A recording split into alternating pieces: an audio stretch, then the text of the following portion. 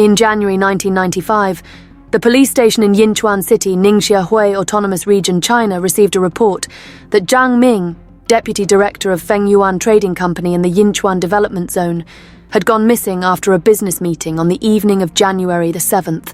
Since Zhang Ming lived alone, it took a few days before his family noticed his absence.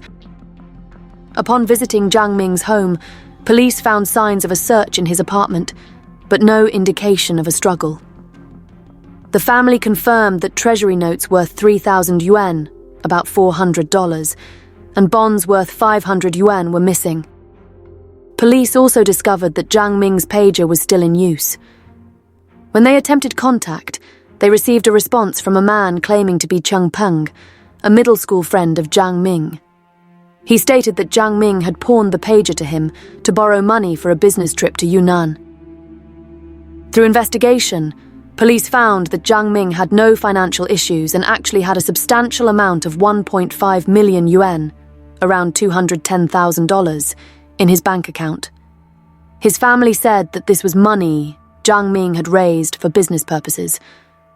The inconsistencies in Cheng Peng's account led police to suspect his involvement in Zhang Ming's disappearance.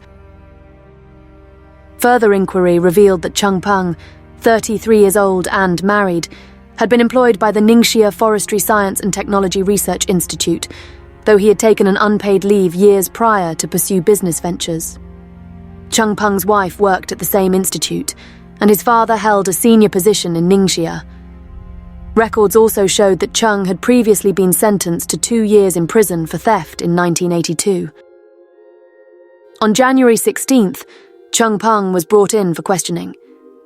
He stated that Zhang Ming had hurriedly approached him on the evening of January 7th, saying he was leaving for a business trip to Yunnan and needed to borrow money, offering treasury notes, bonds, and the pager as collateral. "After that, I never saw him again," Cheng Peng said. The police requested to visit Cheng Peng's house to retrieve the treasury notes and bonds for further investigation. He lived in a residence designated for the families of Research Institute employees, located in a remote corner with farmland to the east and forest to the north. As Cheng Peng opened his gate, a pack of over 20 dogs rushed out and attacked the police officers. Taking advantage of the chaos, Cheng slipped into the forest and escaped, leaving the officers unable to track him. The pack of dogs was eventually secured in cages in the yard. Upon searching Cheng's house, the police found dark red stains resembling blood on the floor, walls, tables and chairs in one of the rooms. They also discovered 8 hunting rifles and hundreds of bullets in the bedroom, as well as several knives and bone-chopping cleavers with chipped edges in the kitchen. Using police dogs, officers discovered the body of a male buried in the open ground of the yard, later identified as Zhang Ming. Widening the search, the police uncovered a decomposed female body and multiple human bones around Cheng Peng's property, including some bones found in the dogs' cages. After a day of investigation, the police exhumed a total of 5 bodies. Forensic analysis showed that the longest period of death dated back over 5 years. Apart from Zhang Ming, who had been killed just days before, and the female victim, the remaining 3 sets of bones bore signs of unusual treatment. Police suspected these victims had been dismembered, and their remains thrown into the dog cages as a means of disposal. On January 19th, Yinchuan City Police issued an urgent arrest warrant for Cheng Peng. Further investigation revealed that the firearms and ammunition seized from Cheng's house were stolen from the Ningxia Forestry Company warehouse 5 years earlier. Cheng Peng was known to be close to his brother-in-law Xiao Xiaodan, and they frequently practiced shooting rifles in the yard and nearby forested areas. Xiaodan, who had once worked as a seasonal labourer at the Research Institute, had quit his job soon after the warehouse theft and moved from Yinchuan to stay with relatives in Shenzhen. Xiao Xiaodan became a suspect in the warehouse theft and was also potentially linked to Cheng Peng's murders. On January 21st, Xiao was arrested in Futian District, Shenzhen, and was subsequently escorted back to Yinchuan on January 29th. During questioning, Xiao Xiaodan admitted to stealing 8 hunting rifles and 2,000 rounds of ammunition with Chengpeng from the Ningxia Forestry Company warehouse on October 27, 1990. He further confessed to robbing and killing 2 drivers with Chengpeng and another accomplice named David Du on December 22, 1990 and January 8, 1991. David Du was arrested on February 2nd and confessed to the crimes as well. On February 12th, Ningxia police offered a reward of 30,000 to 50,000 yuan, approximately $7,000, for any information leading to Chengpeng's capture. That same day, China's Ministry of Public Security issued a nationwide warrant for Chengpeng's arrest. Meanwhile, Chengpeng had fled to Wushan County in Inner Mongolia by car. He stayed in hiding, working odd jobs for survival, but continued planning to steal guns for future use. In the middle of the night on March 10th, Chengpeng sneaked into a local police station, stealing 178 identity cards and a pistol magazine. On March 19th, he broke into the prosecutor's office, taking 2 additional magazines and 17 bullets. The next day, he entered a government office, but failing to find guns, took 35 bullets instead. Fearing discovery, he quickly fled Wushan County. At noon on April 13th, Chengpeng arrived in Xi'an and applied for a job at a casting workshop. The supervisor noticed that Cheng resembled the man in the wanted notice and discreetly alerted the police. To avoid alarming the public, 2 plainclothes officers posed as customers asking about prices. While Cheng was distracted, they quickly apprehended him. A search of his person revealed 52 bullets, 2 magazines, and 3 ID cards.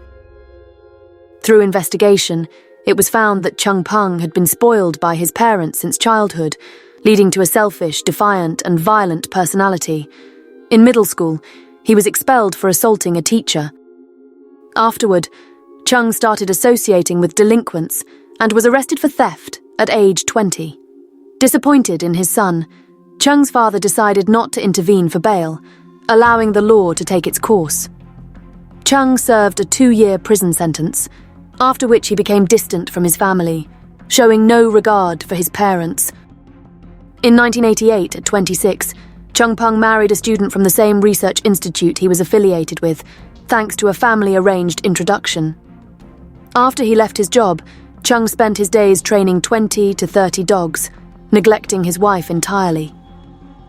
In the spring of 1988, Chengpeng began an affair with a young woman from Shizuishan City after a chance encounter on a train.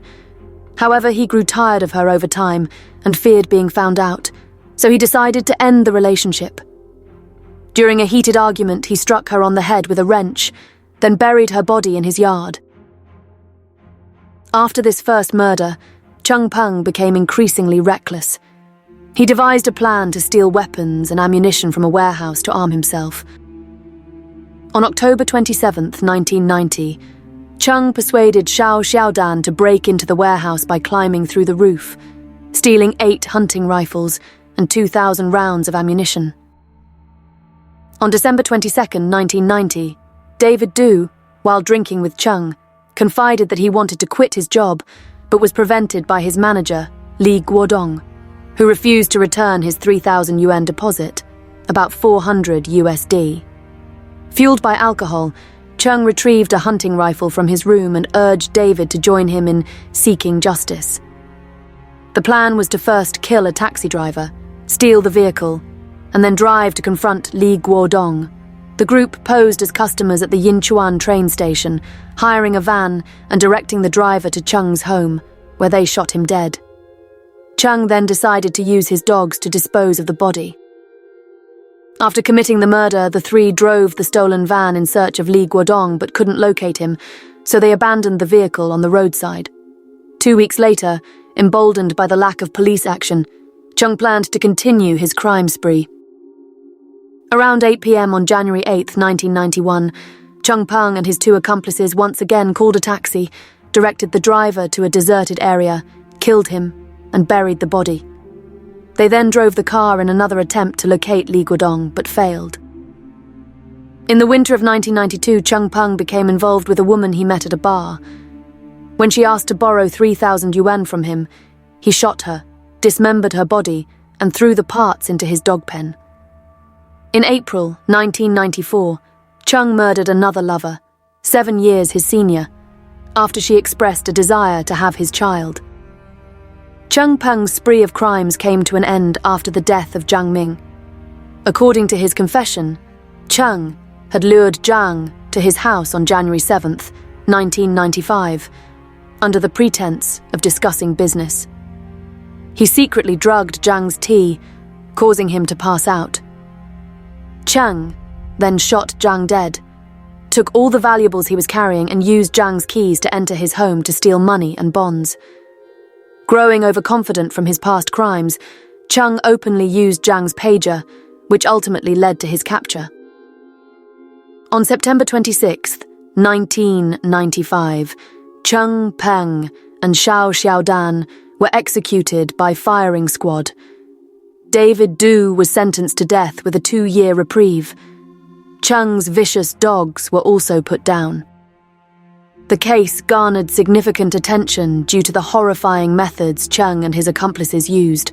Additionally, the case led to the banning of the film Old Man and His Dog. The film was produced in 1993 and shot in Beibao, Yinchuan. The crew had chosen a dog trained by Chung to star alongside the lead actor, and Chung himself worked as a stunt double in several scenes. After the film aired for over a year, Chung's crimes were exposed, and Old Man and His Dog vanished from the public eye. What do you think about today's case? Please leave your comments below so we can discuss it together. Don't forget to support us with a like and subscribe to the channel to motivate our team to bring more dramatic cases. And that concludes today's case. Thank you, dear viewers, for watching. Goodbye, and see you next time.